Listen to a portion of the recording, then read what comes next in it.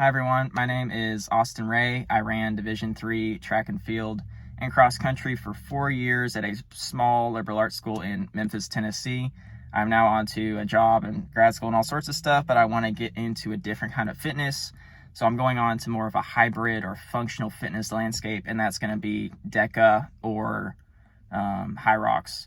So I've got about 24 weeks to train for my first Hyrox. I'm really comfortable with what I can do on the running end, but I'm a little bit behind most of the pro athletes on the lift. So most of this YouTube channel is going to be documenting how to catch up with the lifting. I currently weigh about 140 pounds. Most of the pros are about, I'd say, 170, 180.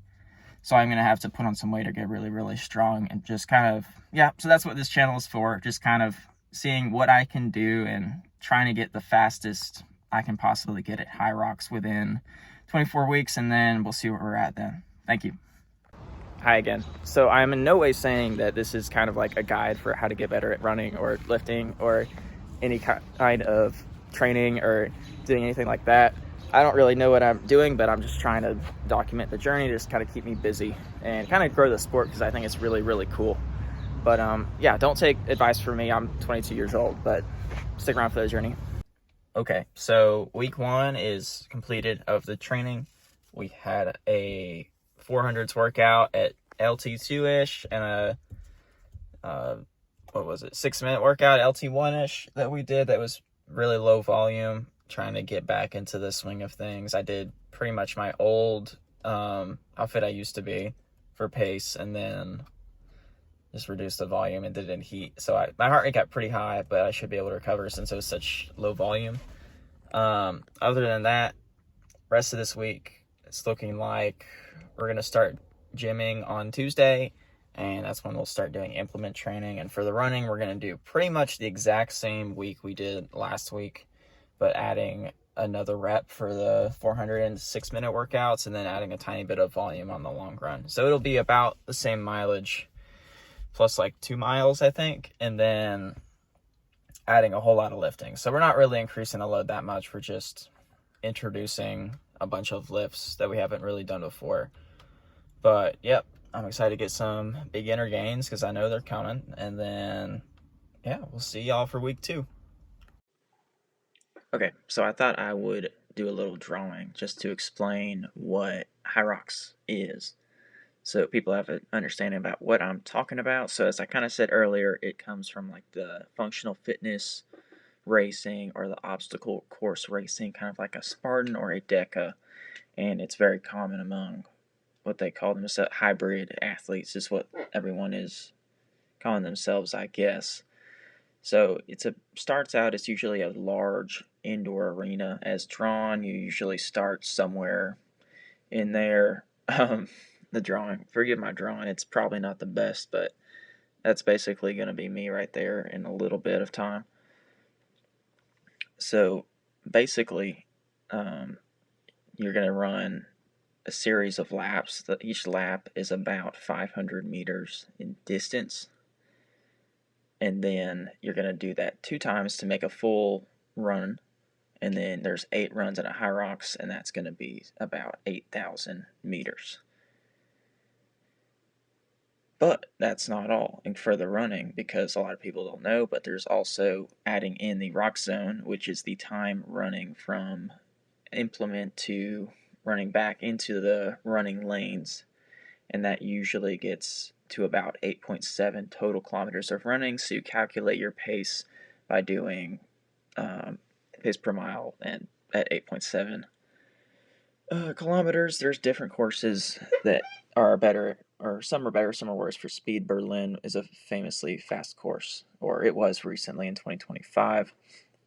The first event you do after running the 1,000 meters is going to be a ski erg.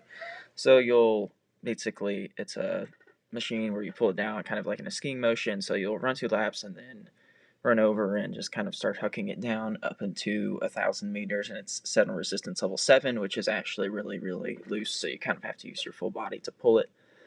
The next event after another lap, of course, is going to be the sled push, where you're pushing a 445-pound sled about 50 meters total, so usually you have to go about 12.5 meters at a time, maybe maybe 25 meters at a time. It really depends on the course, but it's pretty damn heavy. And the carpet is regulated, so they have the same carpet at every venue, or at least they try to. I'm sure temperature, moisture affects it for whatever reason. But next event's going to be the sled pull, where you just start pulling the same sled, except with the it's like a, what's the brand, Center maybe, but Centrex, something like that. But you'll pull a sled 50 meters. It's 371 pounds. It's a pretty tough event. Usually gets done a little bit longer than the sled push does. But moving on to the fourth event, so by this time you've done 4K of running, is a burpee broad jump, where you will perform a burpee and then stand up and jump far, jump for width, and then do another burpee. And you're not allowed to put your feet or walk during that exercise. You can only do the burpee, or you can only jump. So usually that one will spike your heart rates for about 80 meters. I'm probably pretty good at it because I did it yesterday and I'm pretty decent, probably because I'm one of the lighter athletes in the field. All right, for the fifth event, 5K in, we have the row erg. At this point, you're pretty gassed, and usually the row erg is about the slowest event, except maybe the wall balls might be a little bit slower to come later. But it's a rowing machine, 1,000 meters again at resistance level 6. Pretty fun stuff. You are allowed to adjust the resistance meter on either the ski erg or the row one time, in either directions. But yep, so the next event after that is the farmer's carry. You hold a 70-pound dumbbell in each hand and kind of, I wouldn't say run, because you shuffle 200 meters. Sometimes you can go all the way in one direction. A lot of courses have different turns that you have to do because it's hard to find 200 meters in an indoor arena. But yeah. Moving on to the finish, and this is the last event. So you run your 8,000 meters. You've been doing exercises for like 50 minutes or so, 55 minutes, whatever. But it's the wall balls. Last event, you have a 20-pound wall ball. You throw it up in the air 100 times. It has to hit a target, and you have to squat to depth each time you throw it up there, or else you get kind of taxed, or the rep, you don't get taxed. The rep doesn't count. I don't know what I'm talking about. Anyway, so there is a World Championships. It's on June 15th this year. Sadly, I didn't qualify because I haven't done a Hyrox yet, but we'll be back next year. So explaining just, so there is a pro versus normal division at Hyrox, and there's also a doubles division. And the thing that I'm going to focus on is the men's pro division. So that's going to be using the heaviest implements and have the most competition and have the most money. Same amount of money as the female pro, but I can only compete in the men's pro. But anyway, so the Elite 15, there are 4, or at least last year they might change up the rules. There are 4 majors that consist of the Elite 15, where they have a 15 of only heat of only 15 athletes that are fastest based on their average of their 2 fastest Hyrox races within 365 days. Is, I believe, how they. And they might change it based on the 2025 to 2026 season, but this is how it was last year. The top 3 in the Elite 15 get invited to Worlds, but if somebody who's already qualified gets top 3, it goes to the 4th guy or the 5th guy, and it can go all the way down. If hypothetically 12 or like 9 people that already qualified get 9th, so it could go all the way back.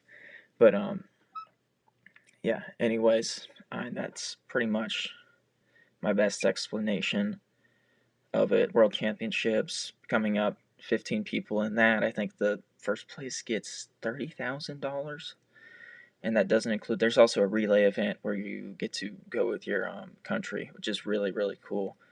And then there's also, yeah, that's pretty much it. Thank you.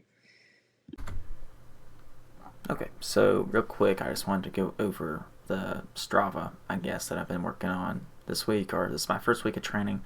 I did 4 miles I've been working on zone 2, which is keeping your heart rate roughly like 65 to 75%. It's super, but really it's best to go based off feel. Basically, it's just jogging. It's hobby jogging, and it allows you to put on muscle and gain weight easiest, which is why a lot of Hyrox athletes only do zone 2 running if they're not doing workouts. It allows their body to recover from not only the threshold sessions that they're doing, but also allows them to make significant gains in the gym without being kind of stopped by doing like a normal, I would say like 650 pace run for 10 miles that people would do daily for a cross country program. But anyways, I had a nice little 5x400 with 60-second jog. This is first workout back. I think I cooled down on the erg because my heart rate got super high here. This was in 78-degree weather, so it wasn't that hot at all. I was just kind of out of shape, but this kind of got me into shape because at the time of recording this, I did the same workout again and fared much better. But my old LT1 pace, or no, my old LT2 pace would have been like maybe 5:15, so we kind of try to hit that. And we hit that every time. It's just, and then the jog, we kind of went a little quick, but and didn't really get our heart rate back down. But overall, it served its purpose just to get me back in shape without really having to work super hard. Just cool down, 6 miles. That was a little steady. I think I ran with someone. A little surge session. Nasal zone 2. 3x6 minutes, LT1. So LT1 and LT2, the difference is LT1's about 160 mids, 160 low BPM for me, and it's pretty much like comfortably strong is how it's supposed to relatively feel. You're supposed to be able to do it. I think you could do it for maybe it's marathon pace. I think you feel really confident when you do it, is how it's supposed to feel. So I did kind of what my pace used to be, and heart rate got sky high again, but then again, it was probably pretty hot. Was it 81? That's all right. We'll be back. But still getting into shape a little bit, but I ran the 6-minute reps with a 90-second jog, a little quick in between. I think I put a short out about it, but moving along here. And then LT2 is what's described as comfortably hard, where you're not dying, but you're still working at the same time. This was my long run for the week. I went 8 miles at about zone 2, or just hobby jogger pace. It was pretty warm, but we got it done. So where I'll be doing most of my runs is this Farragut area. It's about where I live. But yeah, just wanted to show everybody a little bit of talking about training, kind of how I keep track of it. So all of this area back here is what I did in college, my college days, my glory era. And now we're starting the Hyrox era. So we're right here, and I can go all the way back to 2019, 2022. But yeah, used to run a ton of mileage pretty consistently. Got pretty mid, and then yeah, now I'm ready to kind of turn all that workload into something else, I guess. So